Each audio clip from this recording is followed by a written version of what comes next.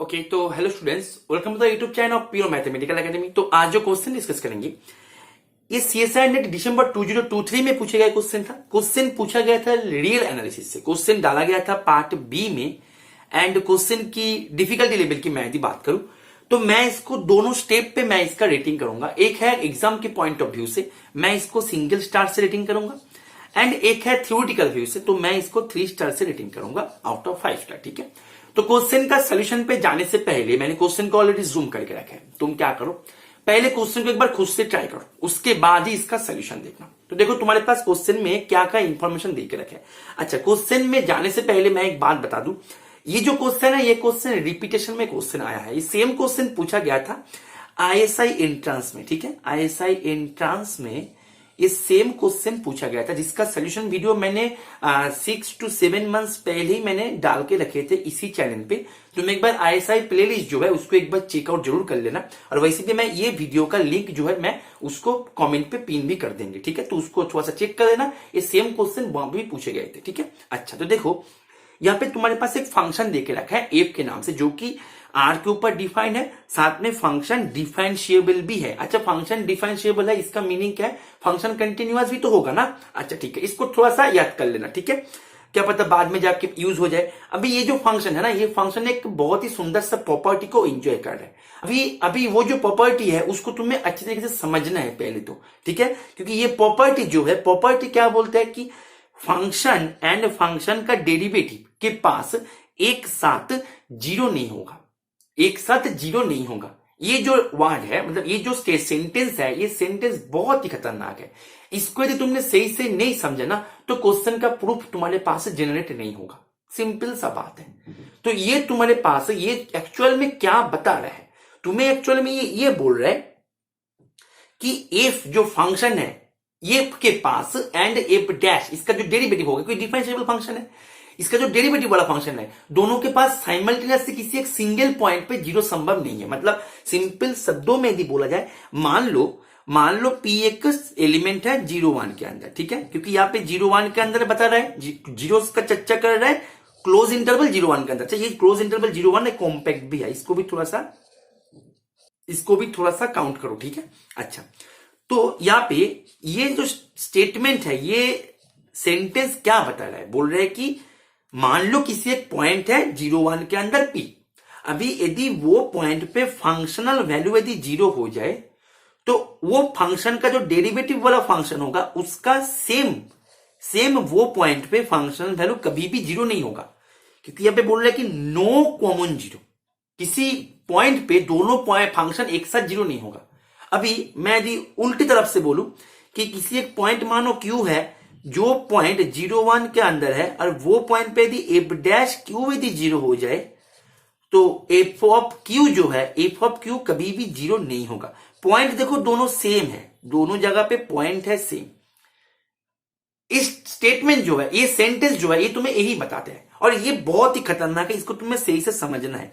Common zero नहीं है, ये एक बार भी नहीं बोल रहा है कि एफ के पास जीरो नहीं होगा, एक बार भी नहीं बोल रहा है। देखो किसी भी जगह पे बोला है क्या कि एफ के पास जीरो नहीं होगा? हो सकता है, खूब हो सकता है, जैसे मैंने ये यहाँ पे बताया, मान लो पी किसी एक पॉइंट पे जीरो है एफ का। ये स्टेटमेंट तुम्हें क्या बताता है, मतलब ये सेंटेंस क्या बताता है? ये सेंटेंस तुम्हें यही बताता है कि यदि फंक्शन के पास किसी एक पॉइंट पे जीरो है तो उसका डेरिवेटिव का वो सेम पॉइंट पे जीरो नहीं होगा। लेकिन फंक्शन के पास जीरो होगा या फंक्शन के पास जीरो नहीं होगा, ये तो उसने एक बार भी नहीं बताया ना। लेकिन यहाँ पे ऑप्शन ए बोल रहा है कि फंक्शन के पास कभी भी जीरो नहीं होगा। ये तो खूब हो सकता है। मान लो मैंने एक फंक्शन ले लिया f of x equals to x minus 1। ठीक है, तो एफ ऑफ जीरो जो है, ये 0 पॉइंट पे जीरो दिया, तो एक्स इक्वल्स टू 0 पॉइंट पे ये फंक्शन का जीरो अटेंड किया, जो कि 0 1 के अंदर है। अभी देखो एफ ऑफ 1 पॉइंट पे भी जीरो है, तो एक्स इक्वल्स टू 1 पॉइंट पे भी फंक्शन 0 1 के अंदर है। ये क्लोज इंटरवल है ना, तो बाउंड्री तो देगा। देखो ये दोनों पॉइंट पे फंक्शन जीरो है, लेकिन बोल रहा है कि फंक्शन कभी भी जीरो नहीं होगा, तो ये तो गलत स्टेटमेंट है ना। बात को समझ में आ रहा है? और देखो एक बात तुम और बताओ कि मैंने ये जो काउंटर लिया, क्या ये काउंटर मैंने सही लिया? मैंने तो इसको पहले ही डिस्कस कर दिया ना, तो इसको अभी के लिए होल्ड पे डालो। ठीक है, देखो ये काउंटर सही लिया या गलत लिया उसको भी एक बार क्रॉस चेक कर लो। इसका डेरिवेटिव करो, डेरिवेटिव क्या होगा? अच्छा, ये फंक्शन एक्चुअली क्या है? एक्स स्क्वायर माइनस एक्स, तो इसका डेरिवेटिव क्या होगा? 2x minus 1। तो डेरिवेटिव जो है ये जीरो कब होगा? At x equals to 1/2 point पे, जो कि 0 1 के अंदर है। लेकिन देखो 1/0 पॉइंट पे एफ फंक्शन 0 है, लेकिन एफ डैश जो है 0 पॉइंट पे -1 है, not equal to 0। F 1 point पे 0 है, लेकिन एफ डैश 1 देखो 1, not equal to 0। That means ये जो काउंटर मैंने लिया है, ये काउंटर को मैं आसानी से ले सकते हैं, क्योंकि ये काउंटर जो है दिए गए ये जो स्टेटमेंट है, जो स्टेटमेंट को मैंने बता रहे थे कि खतरनाक स्टेटमेंट है, इसको बहुत ही सुंदर तरीके से ये सेटिस्फाई कर रहा है। क्योंकि देखो इसके पास 0 है 0 पॉइंट पे, मतलब ये तीनों 0 जो है किसी भी 0 कॉमन नहीं है। बात को समझ में आ रहा है कि नहीं? और यहाँ पे तो यही बता रहे हैं कि no common 0। Is it clear or not? Is it clear? Is it clear or not? ठीक है, तो दैट मीन्स ये काउंटर एग्जांपल को मैं ले सकता है, मतलब ये फंक्शन को मैं ले सकता है एज ए काउंटर एग्जांपल। तो देखो ये मतलब ये एग्जांपल से मेरा ऑप्शन ए जो है वो डिस्कार्ड हो गया। अभी देखो ऑप्शन सी भी डिस्कार्ड होगा, बोल रहा है कि इसके पास इनफाइनेटली मेनी 0 होगा, लेकिन मेरा तो दोनों 0, तो ये भी डिस्कार्ड हुआ। अभी देखो यदि हाफ पॉइंट पे इसका वैल्यू क्या आएगा, -1/4, जो कि 0 नहीं है, तो हाँ इसका आंसर हो जाएगा बी।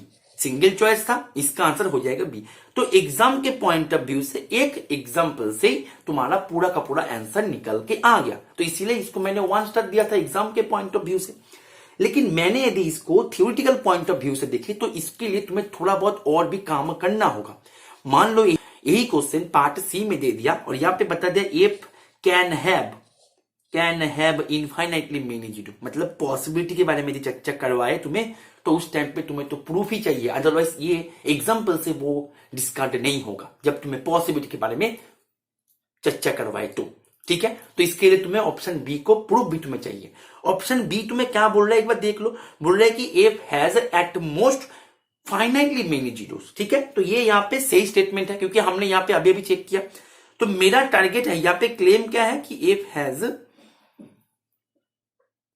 ये है F has finitely at most, obviously finitely many 0s, ये तुम्हारा क्लेम है। अच्छा, कि इसके अंदर काम कर रहे हो तुम एक बार देख लो 0 1 के अंदर, ठीक है, तुम्हें जीरोस जो है, जीरोस का लोकेशन कहां पे बता रहा है, 0 1 के अंदर, ये बहुत ही इंपॉर्टेंट है। ठीक है, अच्छा, तो मैंने बोल दिया कि नहीं ये स्टेटमेंट गलत है, मैंने ये जबरदस्ती बोल रहा है कि ये स्टेटमेंट गलत है, मतलब इफ पॉसिबल लेट, मान लो कि ये स्टेटमेंट गलत है, दैट मीन्स इसके पास, मैंने यहां पे बता दिया कि if possible let F has infinitely, मतलब स्टेटमेंट क्या बोल रहा है कि 0 1 के अंदर इसके पास फाइनाइटली मेनी 0 ही मिल सकता है एट मोस्ट, इनफाइनाइटली नहीं होगा। मैंने बता दिया कि नहीं 0 1 के अंदर इनफाइनाइटली मेनी 0 मिलेगा। ठीक है, इनफाइनाइटली मेनी 0s इन 0 1, ये मैंने जबरदस्ती बताया, राइट। अच्छा, तो ये यदि इनफाइनाइटली मेनी 0s है 0 1 के अंदर, अभी मुझे तो नहीं पता कि एग्जैक्ट कौन कौन सी जगह पे इसका 0s है, मैंने नाम दे दिया कि x1 x2 x3 dot dot dot dot dot xn dot dot dot, ये सभी जगह पे फंक्शन का 0s है, और सभी x i's जो है वो सभी बिलोंग करता है 0 1 के अंदर, i equals to 1 2 dot dot dot, मतलब ये सभी जगह पे ये फंक्शन का 0s है, क्योंकि मैंने पकड़ लिया कि फंक्शन के पास इनफाइनाइटली मेनी 0s है इनके अंदर, मतलब ये जो फंक्शन है, ये फंक्शन के पास मैंने मान लिया कि वो सभी पॉइंट्स यही पॉइंट्स है, मतलब ये जो फंक्शन है ये xn इक्वल टू 0 होगा for all n belongs to natural number, क्योंकि मेरे पास x1 x2 x3 x4 सभी पॉइंट पे मैंने मान लिया कि ये फंक्शन का 0 है, क्योंकि हमने एज्यूम कर लिया कि फंक्शन के पास इनफाइनाइटली मेनी 0 है। Are you getting my point? अच्छा, ठीक है, तो ये जो xn तुम्हारे पास मिला, ये सीक्वेंस बिलोंग कर रहा है 0 1 के अंदर। अभी देखो 0 1 क्या है, कॉम्पैक्ट सेट है। अभी तुम मेरे को कॉम्पैक्ट सेट का डेफिनेशन बताओ, तुम बोलो कि सर क्लोज एंड बाउंडेड होता है कॉम्पैक्ट सेट, ठीक बोला, बिल्कुल सही है। ठीक है, हेनी-बोयल थ्योरम से एक और डेफिनेशन आता है जिसको सीक्वेंशियल क्राइटेरियन से डेफिनेशन को इसको डिफाइन करता है, वो क्या है कि किसी भी सेट को तुम कॉम्पैक्ट सेट बोलोगे यदि वो सेट के पास जितने भी सीक्वेंस है, जितने भी सीक्वेंस वो सेट के अंदर है, वो सभी सीक्वेंस का एक सब सीक्वेंस मिलना चाहिए, जो सब सीक्वेंस होगा कन्वर्जेंट एंड कन्वर्ज करे तो करे इसी सेट के अंदर करे, तब जाके वो सेट बन जाता है कॉम्पैक्ट सेट। अभी उल्टा भी होता है, इफ एंड ओनली, मतलब कॉम्पैक्ट सेट मींस इसके पास जितने सारे सीक्वेंस है वो सभी सीक्वेंस के पास एटलीस्ट एक सब सीक्वेंस मिलना ही चाहिए जो कि कन्वर्जेंट है एंड कन्वर्ज करे तो करे इस सेट के अंदर ही करे, मतलब ये जो सीक्वेंस है, ये सीक्वेंस है 0 1 के अंदर, तो ये सीक्वेंस के पास एक सब सीक्वेंस मिलेगा ही मिलेगा। मैंने नाम दे दिया एक साथ, जो सब सीक्वेंस 0 1 के अंदर ही तो रहेगा ना, क्योंकि एक्सएन जो है वो 0 1 के अंदर है, अभी एक्सएन का सब सीक्वेंस ही तो है एक साथ, है ना। तो ये जो सब सीक्वेंस है, ये सीक्वेंस कन्वर्ज करे किसी पॉइंट अल्फा पे कन्वर्ज करना चाहिए, एंड कन्वर्ज करके जो पॉइंट पे जाएगा वो पॉइंट जो है वो पॉइंट को 0 1 के अंदर ही आना चाहिए by the definition of complex set, right.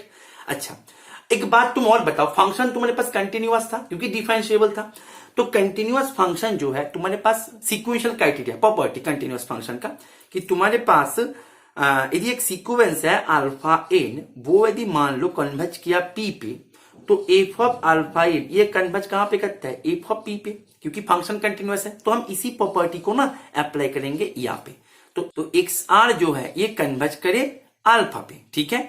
तो एफ ऑफ एक्स आर जो है ये कहां पे कन्वर्ज करेगा, एफ ऑफ अल्फा पे। अभी देखो एक्स आर एक्चुअली था क्या, एक्स आर एक्चुअली था क्या, ये था सब सीक्वेंस ऑफ एक्स एन। अभी एक्स एन जो है, एक्स एन एफ जो है एक्स एन हर एक एन के लिए ये 0 देता है, दैट मीन्स एफ जो है एक्स आर सभी पे 0 देगा, क्योंकि एक्स आर क्या है, एक्स आर तो एक्स एन का ही सब सीक्वेंस है। जब भी एक्स एन का हर एक पॉइंट पे फंक्शनल वैल्यू 0 है, तो एक्स आर का भी तो हर एक पॉइंट पे फंक्शनल वैल्यू 0 है, क्योंकि एक्स आर जो है वो तो एक्स एन का ही सब सीक्वेंस है।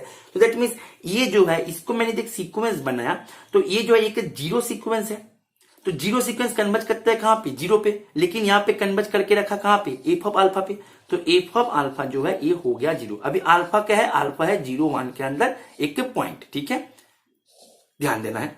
अभी देखो एफ डैश अल्फा निकालो, एफ डैश अल्फा, ठीक है। तो एफ डैश अल्फा को हम ऐसे लिख सकते हैं, limit x tending to alpha f of x minus f of alpha upon x minus alpha. अभी इसको हम ऐसे भी तो लिख सकते हैं, limit r tending to infinity f of x are minus f of alpha upon x are minus alpha. अभी देखो ये जो है ये पूरा का पूरा 0 है, तुम बोलो सर क्यों 0 है, ये तो 0/0 फॉर्म है, 0/0 फॉर्म नहीं है। ध्यान से देखो, एफ ऑफ एक्स आर जो है नीचे वाला जो है, नीचे वाला टेंडिंग करेगा 0 पे, as are tending to infinity ये टेंड कर रहा है 0 पे, लेकिन ऊपर वाला जो है ना, ऊपर वाला का एक्चुअल वैल्यू ही 0 है, एक्चुअल वैल्यू ही 0 है, मतलब ये टोटल जो क्वांटिटी बन रहा है ना, ये टोटल क्वांटिटी है 0, ठीक है, टोटल क्वांटिटी है 0। तुम लोग से ऊपर वाला जो है वो एक्चुअल में 0 कैसे बन रहा है, देखो तुम्हारे पास एफ ऑफ एक्स आर जो है ये क्या होगा, 0 होगा, क्योंकि एक्स आर क्या है, एक्स एन का सब सीक्वेंस है, एफ ऑफ एक्स आर क्या होगा, 0 होगा, ठीक है।